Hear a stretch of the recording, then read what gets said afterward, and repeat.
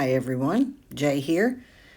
I'm getting ready to start a little bit larger project on a 12 by 18 piece of watercolor paper. I've marked out 6 squares on the back, and I will collage and paint onto the front and then cut these apart. I have some fun vintage papers I've dug out of my stash, some music sheets, a map, some tissue paper, some leftovers from the other projects I'm doing with my November palette. And I'm going to start tearing these up and laying them out onto the front just to get an idea of where they go, and then I will attach them with my trusty matte gel medium.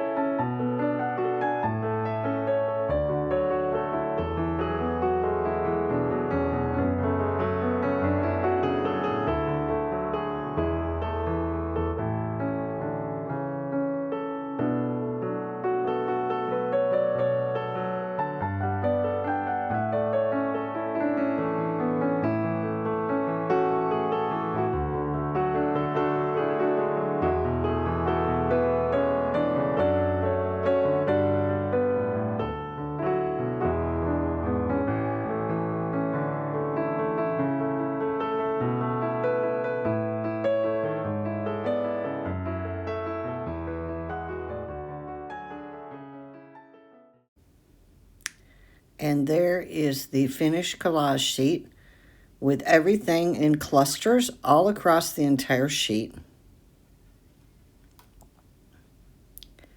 And now it is time to put the fan on it and let it dry for a few minutes before I start adding paint. Now it's time to add paint in the colors I've chosen from my November palette. I'm going with the same color scheme I did in the last minis video where I made the 12 minis, trying to stick with those same shades because I really like that lighter look with lots of the yellows and the golds. I'm using my jelly plate here off to the side. I'm just putting my paint on there and going to use my brayer to brayer the different colors in between and over the collage clusters I've made. And I'm starting with the lightest color, which is the titanium white with the gray that I've been using. And I'm using my Catalyst wedge or a Catalyst Princeton brush. It's made by the same people that make the wedge tools, to apply it to the jelly plate, simply because I don't want to use a metal palette knife and accidentally dig into my plate like I did on one of my other plates. At the end, I will pull some prints with my leftover paint that's on the jelly plate.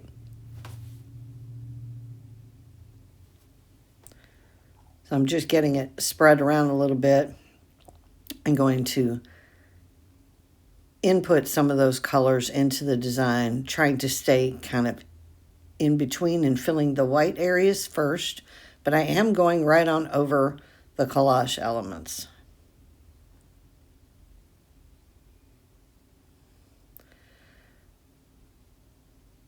By starting with the lightest color first, I can build up a feel for how I want the piece to go, where I might want to add other colors.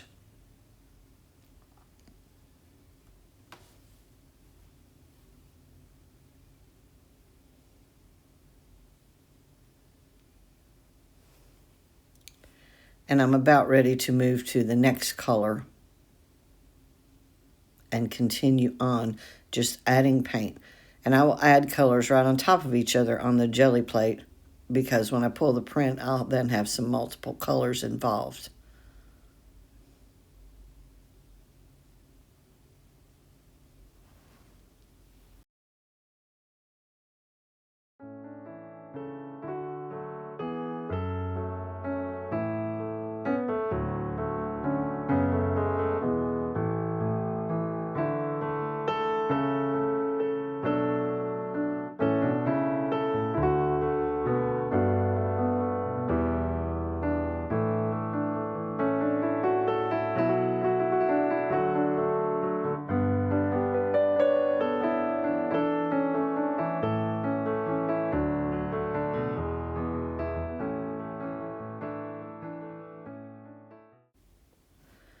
Now that I have the yellows and the lighter colors down, as you can tell, it's very yellow, I'm pulling out my favorite purple mixture. And it's a nice muted purple, which goes well with the tissue papers I've inserted in the collage, because the tissue papers were made with the same colors. So I'm going to place some of this on the jelly plate in some different areas, because I'm also thinking ahead to how I might want the print coming off the gel plate to look. I'm just placing it in a few areas because it's so dark. And then I'm going to take the extra on the Princeton brush and just apply it in the areas where I have the purple and even the darker brown in the design, just to add some of that in there. I don't want to go too dark on the collage page because I'm trying to keep the tone lighter. So I'm just very strategically deciding where to place what. And I feel that's enough purple. So I'm going to go ahead and mix the jelly plate paints by using the brayer and just blend them all around very gently. Just thinking ahead here too to what the gel plate print may look like, which I kind of messed up on that, so I'm not going to get into all how I did that. We'll do that in another video. I didn't wait long enough for the paints to dry using these multiple colors. But there's a good mixture on there for a couple of prints. And then I'm taking the excess with the mixture right off the brayer and putting it into the collage design. This helps show a blended color scheme, just like that's on the gel plate. And now I'm going to bring in my raw umber to tie in with some of these browns that are also on that other tissue paper I included in the collage.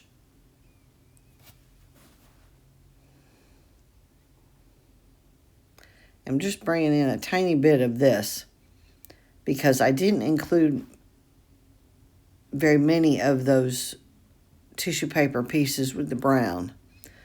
I really wanted to stick more with the purple, but I wanted a couple with the brown in there as well. That raw umber produces a very lovely brown shade, which went well with my design. I'm going to flip the gel plate over, still thinking that I'm going to pull a decent print from this and kind of laying out the paint where I want it to go. I try not to waste any paint, so I'm always thinking ahead to work, how can I use every bit of this? Where do I want to blend it?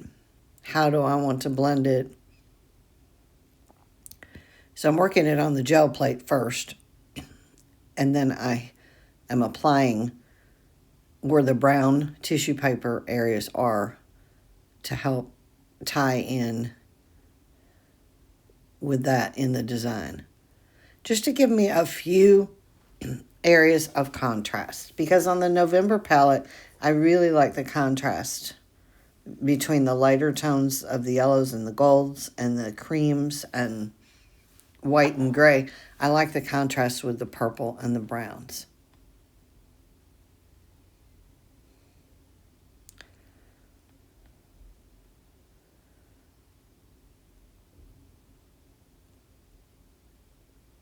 And I believe that's enough contrast. So now I'm going to roll out what's on the jelly plate.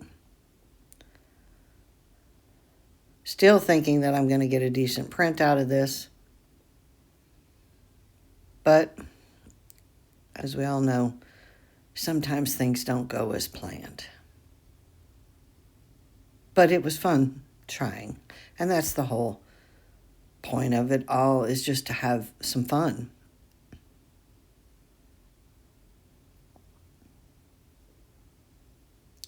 And then once again, rolling some of that excess onto the page in a few different areas.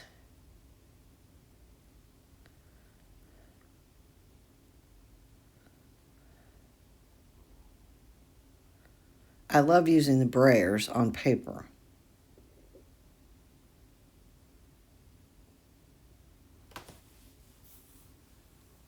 But this will give me the contrast needed to go forward with the rest of the design.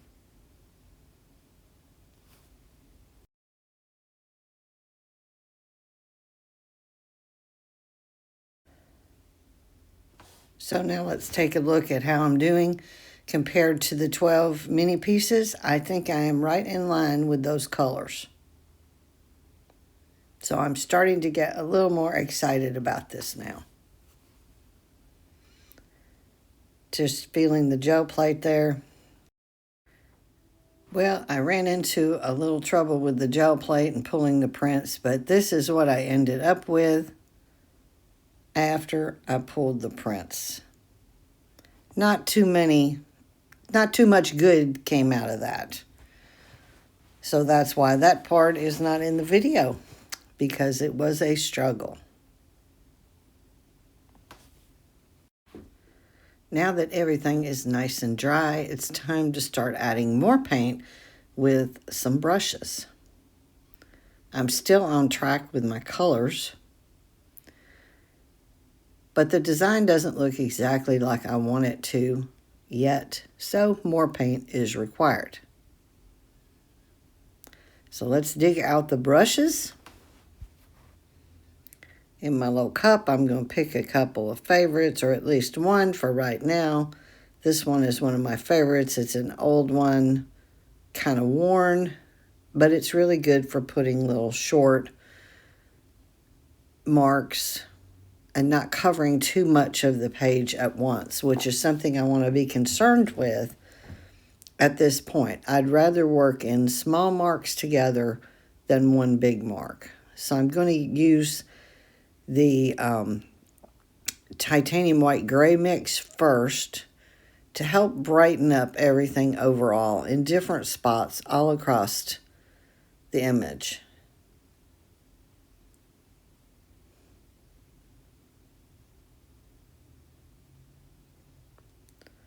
And it's really hard to decide where to put these marks. So I just usually work from left to right, but I kind of move all over the place just as I glance at it, what needs a little here, what needs a little there.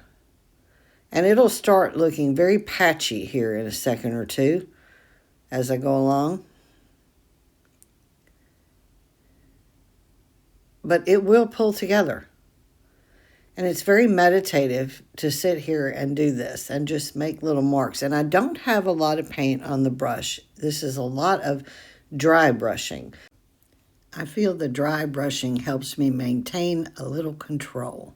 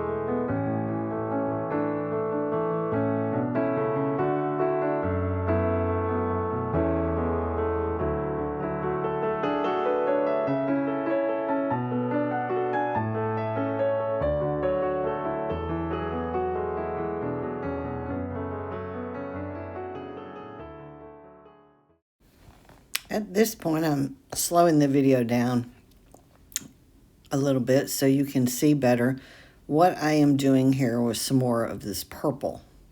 Now that I have all those lighter colors on the page, I feel like it's time to bring in some more purple, but I don't want to bring it in very strong. So I put a little dab on my little ceramic palette, and using a small brush, I am spraying water on it to make it very, very liquidy. So it will run a little bit better and splatter around. And I think that's what I've decided to do first, is do some splatters of the purple, just like I did in the smaller squares. I think that really adds some interest and pattern over the painted areas. So I just get a really good bit of the wet amount of purple on the little brush and tap it against the bigger brush. Trying not to get it all over everything, including me. But you can see the little speckles appearing on the page now. And that to me is very interesting, and it helps the eye move around the piece. It breaks up some of those larger paint areas, provides a little bit of contrast.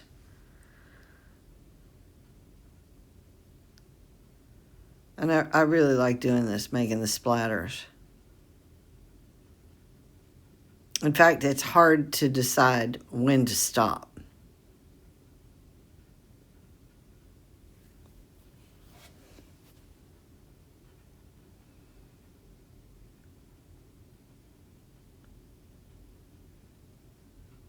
Now I'm just adding in a little bit more purple in a few places.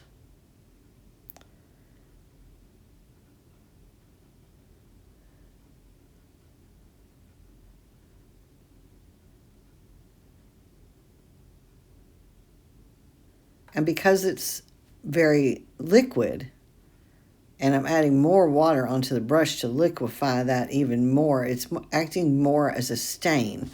And by turning the paper different ways, lifting it up, I can make those drips happen, and that randomness that you don't get sometimes without a lot of water or heavy marks.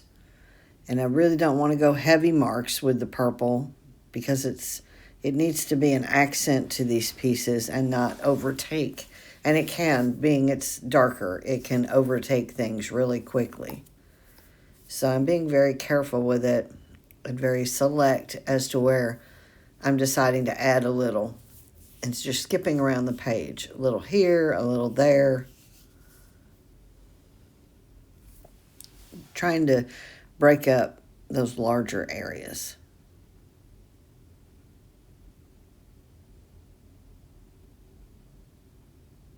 And there, I got a nice drip going. Once again, lifting the page and turning it a little bit. And some of these really watery spots, I will let sit there as a water spot. When they dry, they look differently than when they're super wet. So I'm going to take my trusty dirty blue towel and clean out my little palette and maybe dab a little bit of purple in there. The towel absorbs a lot, so not much is coming off of it. Just very faint. I just thought I would try. Because I don't like to waste anything. I like to use it all. Now the dragging there with the paper towel gave it a little bit of a purple glaze, which was interesting in those spots. Now I'm going to go in with the raw umber and add a little bit of this color in there as well to tie in with those tissue papers with that dark brown shade.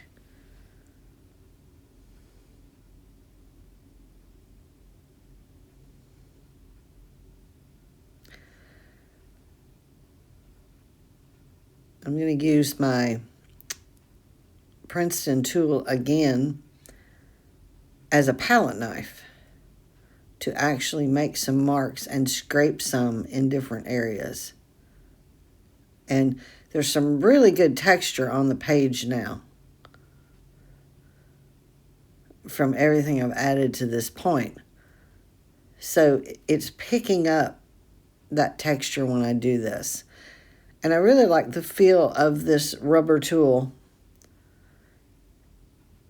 It doesn't dig in quite as hard as my metal one would, I guess. And it's easier if I do press a little harder for it not to tear something up that's already on the page. So I'm just dabbing it in that little mini palette there and dragging it here and there to add some of those brown marks.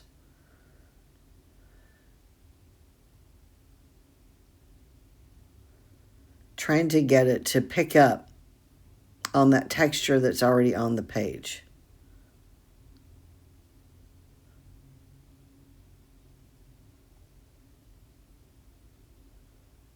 It really helps me get closer to the edges with a little bit of a line because it's a straight tool. Whereas when I try that with a brush, I always go over the edge and onto the table. But I just like the little sharp marks and the palette knife type feel that this fun tool gives you. They make these tools in a bunch of different shapes, and I bought all of them. This is my favorite with the angled corner on it.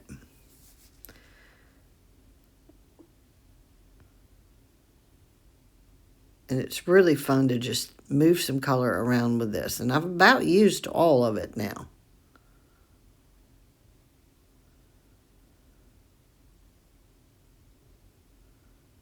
Just looking around and seeing, can I put some here? Can I put some there? Where might some fit in? Where might some look good without overpowering what's already there?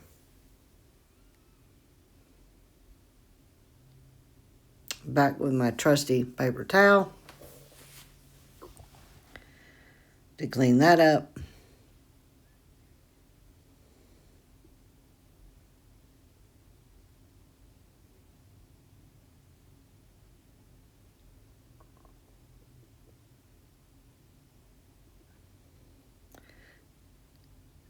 And I do think it is matching up very good with the previous ones I had done. Now, you remember in the previous one with the 12 minis, I had purple stamps, vintage stamps. That's where I picked up on using that purple. And I didn't have any more of those stamps, though. So that's why I made the purple tissue paper to kind of match those so I could end up doing a larger piece like this and have more purple. Now I've decided I need some brighter marks in here, so I'm taking the Naples yellow that's mixed with a whole bunch of titanium white, so it makes it a lot brighter. And I'm using my fan brush. And I'm just dipping the tips in and then dragging here and there across the page to make some interesting fan marks. And these marks are very addictive. I did not want to stop doing this. But as I go along, the pattern starts getting a little busy, and I thought maybe I don't need that many fan brush marks. But it makes some really fun marks when you just dip the tip in the paint.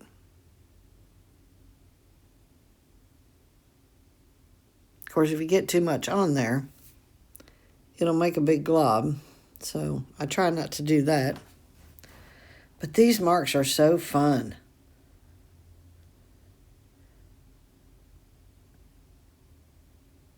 And it's really helping to brighten up things and add more interest throughout the entire design.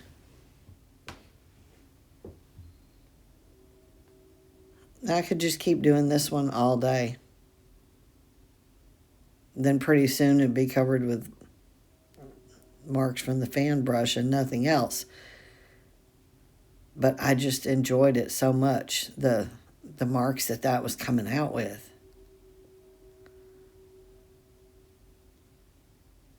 Especially over the purple.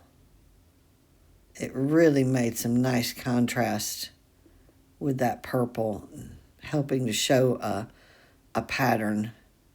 Even the browns, it worked really good with.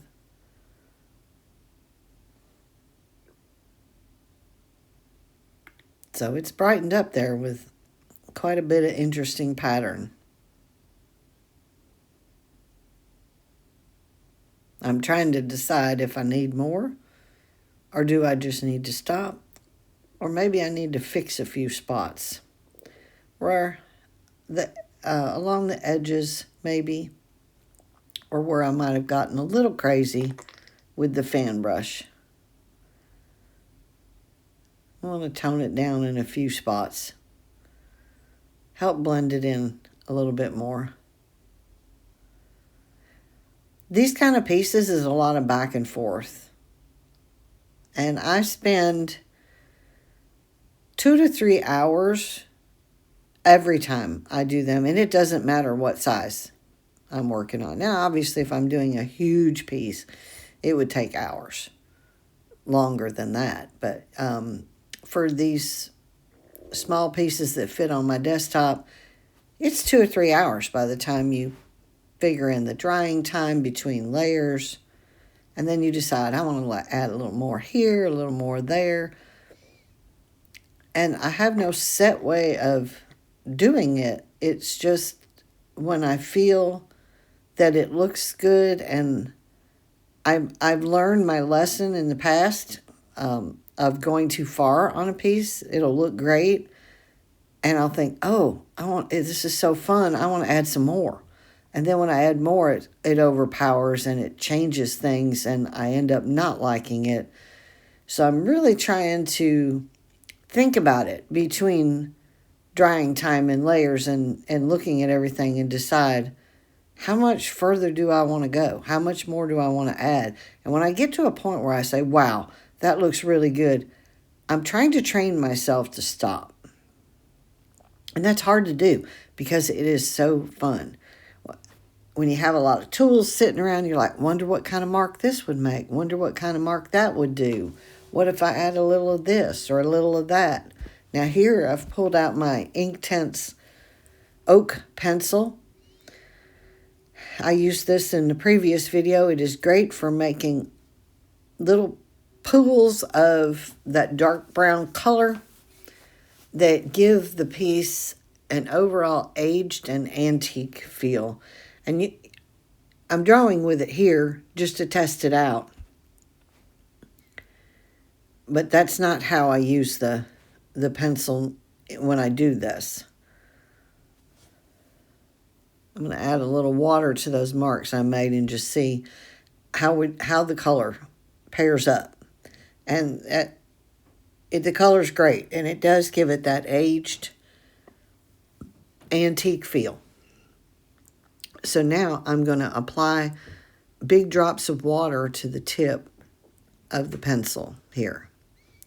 And it helps to just drop the color on the paper in a watercolor-like or a stain type application. And I don't like to leave really dark spots like that. So I bring in more water to help spread those spots around and blend them out a little bit. But I like to just let those little puddles of color, once I get the puddles looking right or the line of them, I like to just let them sit there and dry and make a watermark, which is really good when you're trying to indicate something maybe has an aged feel.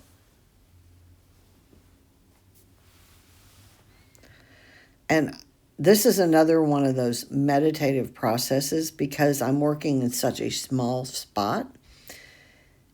I could sit here and do this for hours, adding a little here, adding a little there, just to see what happens and what kind of look I get. And as the puddles get larger, you can tip the paper to move the color around. By adding a lot of water, the brown from that Inktense pencil is not too overpowering. I get to decide how strong I want it to be by how much water I add. It goes on very strong, but then when you add the water, it really settles down and creates that nice stained, maybe watermark look, as if this piece had maybe gotten wet over the years and had a mark on it.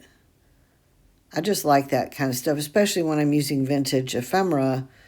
I like to include some antique features in the overall look with the paint as well. And it's really starting to get my attention now. I'm really enjoying this. And it takes a while when you're working off the tip of a tiny pencil compared to paint on a paintbrush or a brayer. So it takes a while. But once again, I don't want it to overpower. I want it to accent here, accent there, instead of taking over. But I do want to break up some of these areas where the paint is like a large block of color. And these Inktense pencils are wonderful for this. So are the blocks. But I know I had found the matching color for this in the blocks a couple videos ago when I worked with these, but I couldn't find it today. So I can't remember which one it was. And the couple I tried, you can see them on the little piece of paper off to the left of the screen. I tried a couple of them, but they didn't match this oak exactly. And I really wanted this particular color. I felt this color just went well with this design. So I just stuck with the pencil. I sharpened it and started touching that brush to the tip to gather that color off of it.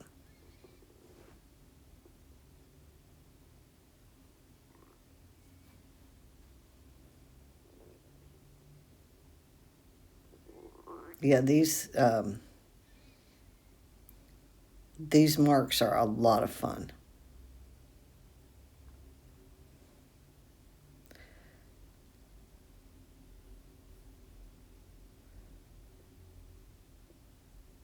And it's hard to decide here, there, but there's a couple of open spots there. So, where the yellows and the creams of the paint are kind of blocky. I want to break that up a little, add a little interest.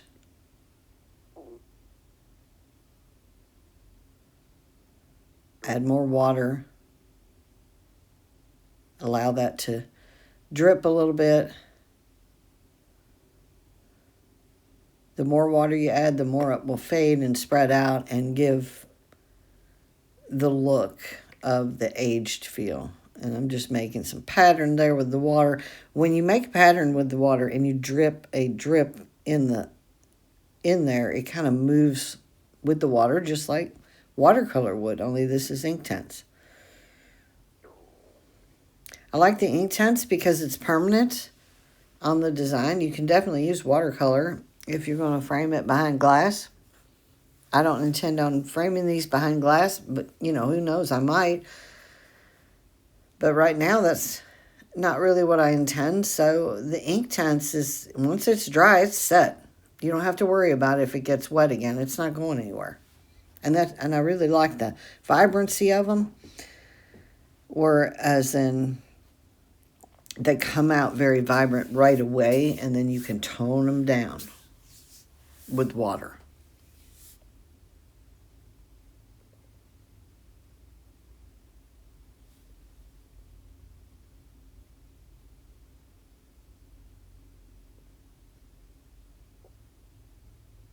Still looking at some more spots where I think I need a little here and a little there.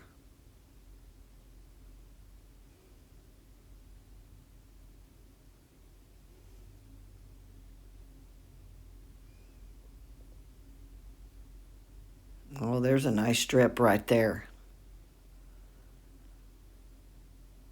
And I like how it's puddling up around that piece of ephemera that's in the design. It highlights the edge of that piece of ephemera.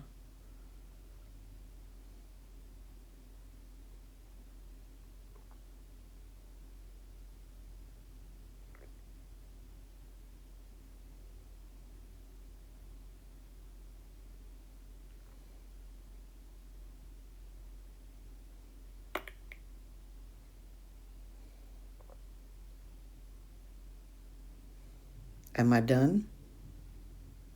Maybe. Let's look at my inspiration piece. Now this piece has the browns in it, where the other pieces, the smaller ones, did not, or not as much. And so, but I did that on purpose because I wanted to create more of a variety with these.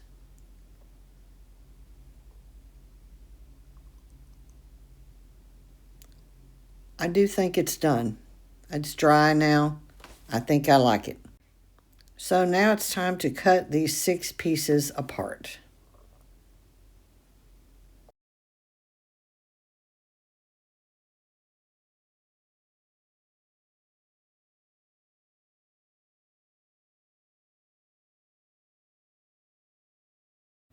All right, let's take a look at these pieces and see what they look like. Oh, they are so pretty. And at this point, I decide, how I want to place them, which direction I want them to go. But that's always subject to change. How I might want to mount them and frame them. I'm thinking about that at this point. I was thinking about mounting these on these wood boards my neighbor made for me.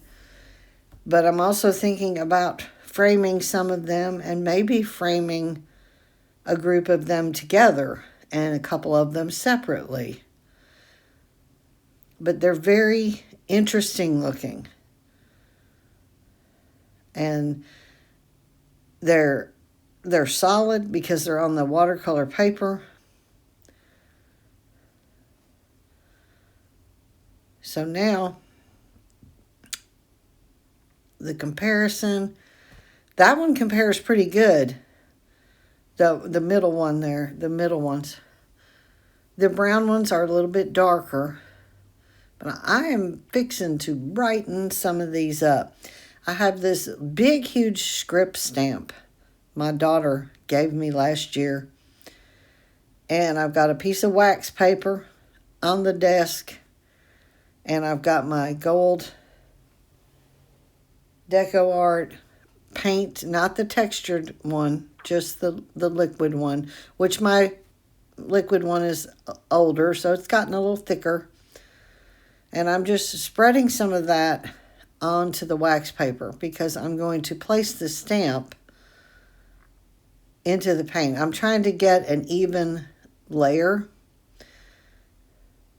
so that it's not real goopy in one spot and light in another spot. But by doing this on the wax paper, as you will see when I get finished, the wax paper, what's left on the wax paper, that becomes another collage piece for the future. So I'm going to just press this stamp down in that gold paint as hard as I can. Nope, need a little bit more. Didn't press hard enough. That's a pretty good amount. And I'm just going to apply it partially onto the squares. I don't want to stamp over the whole square, so I'm going to apply it partially and in different directions. I'm just going to pick a spot where I would want to see this gold script. And each one is going to be different as to where I might want to place it. Oh, I really like that. That adds some really nice elegance and interest. So now I'm getting really excited about this because this is what's going to make these pieces shine, literally. And especially if I do choose to frame them in, say, a gold frame. I will say these are 6x6, and there's not a lot of frame choices out there in 6x6. Pretty much can find 8x8 matte openings a lot in a square frame. So if I choose that, oh, look at that. That's so pretty. If I choose the 8x8, I would mount these on another piece of paper before I put it inside the mat. So it'd be like almost a double mat. But I haven't decided at this point. I like to get everything finished and then look at it for a while before I decide.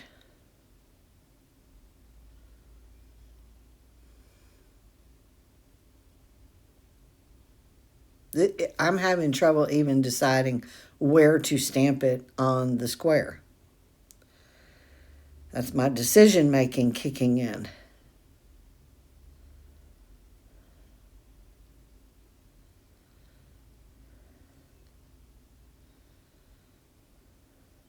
Trying to get a little more paint on there because I noticed that last one was kind of light compared to the others.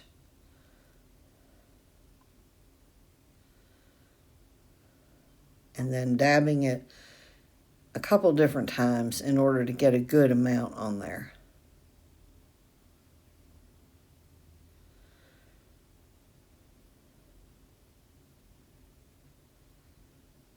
Yeah, maybe that way will be best on this one. I'm going to put a pretty good amount on this one. I pressed so hard I started shaking the camera. It's hard to see on the video the actual impact this gold is making. but you'll see in the final photos, as I shoot those a little closer, you'll see the actual impact it made and the elegance it added. Oh, I can see it there. Yeah, and I'm going to do 2 on this one. Why not? Add a little bit more on that one. That is so pretty. That one there, I believe, is my favorite. Maybe because it has the word the daffodils in there, and these colors, the yellows, kind of remind me of daffodils.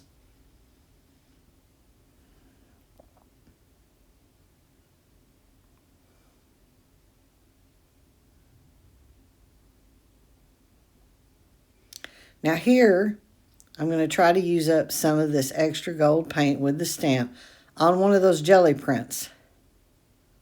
Jelly plate prints. I figure, why not? This print will then become collage paper. It can be torn up and infused in future pieces that I do.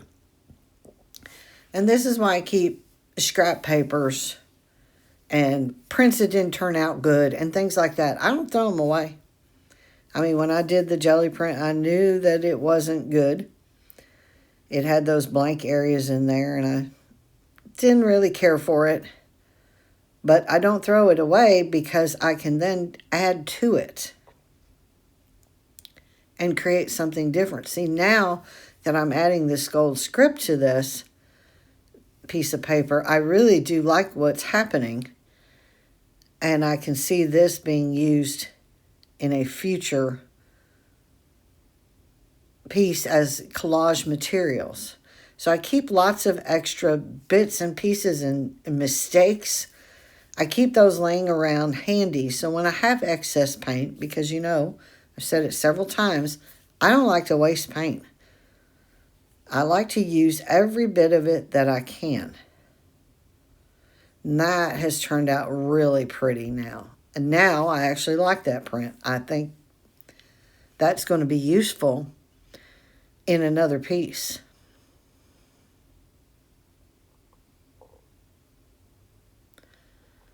So let's look around here and see what other pieces I have.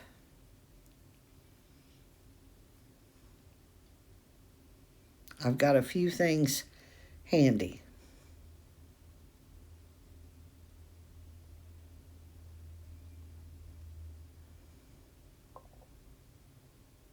There is a tissue paper piece that I had rolled some of the Naples yellow on. So I'm going to take some of it and stick it on the tissue paper piece. Once again, that'll be something that can be infused into another collage piece. Trying to get on the white areas of this tissue paper because I have this vision of adding those, tearing off those white areas with the gold on them, the gold script, and adding them into something. And adding right over top of the yellow that's on the tissue paper as well. Just getting every bit of it that I can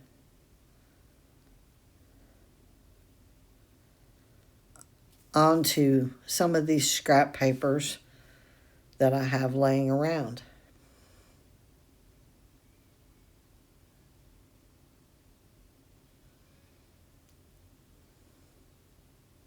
And I'm actually going to tear off that bottom part of that that has some additional yellow because I want to keep some of the yellow on the tissue paper that doesn't have the gold on it.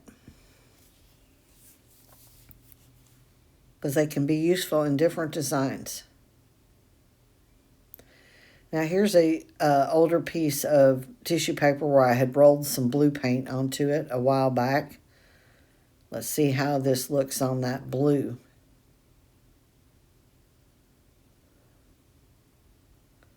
It didn't stamp very well.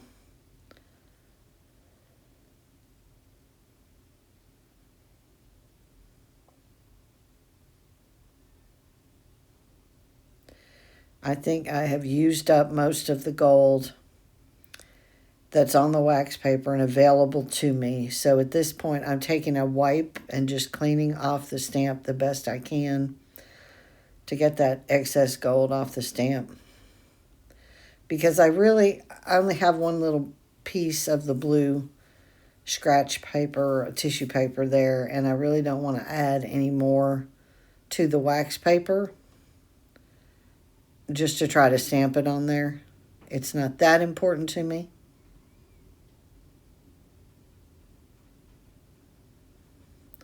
So just getting this cleaned off. And I do see here that I have extra gold paint on the tool that I spread it on the wax paper with. So, as I said many times, I don't like to waste paint, so there's where that paint's going. And I'm just going to check the wax paper to see if there's any extra on there that I can get off of there. Look at that luscious gold on that wax paper, though. That will definitely be involved in something in the future. Why not? Let's get a little more on there, because this is fun, applying this gold.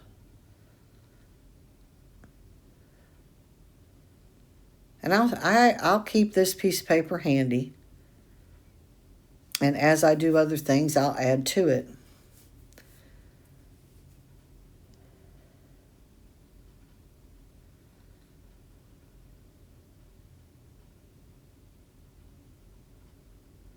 Yes, that gold on the wax paper, I'm already thinking ahead to what I can do with that. That is going to be involved in something very soon. And now I can see the gold on that square, the daffodils square, a little bit better since I moved it. The angle's picking up a little better there.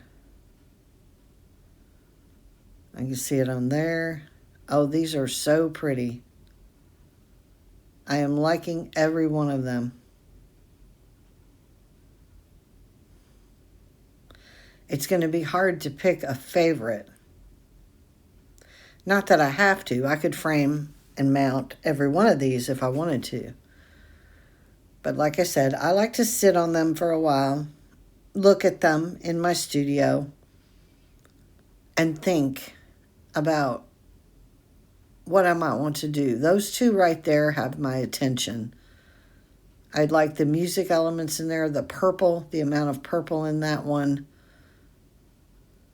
And of course the one that says the daffodils, I mentioned that. This one's interesting too. It has both the brown and the purple, and it can be turned a variety of ways.